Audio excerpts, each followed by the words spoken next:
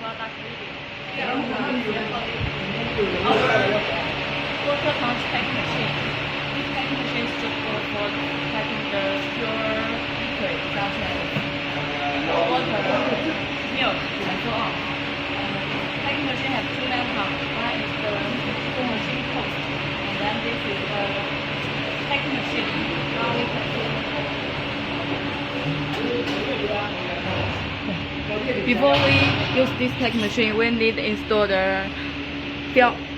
Install the film. This is the film roll. Okay, now we can see this screen.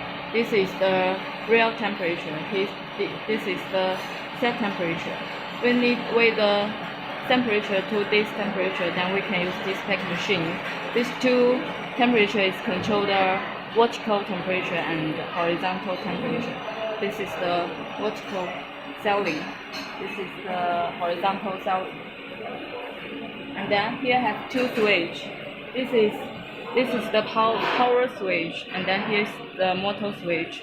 Now we can see that the temperature is arrived.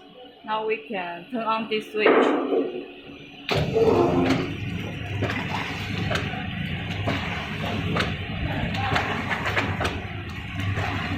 You can see the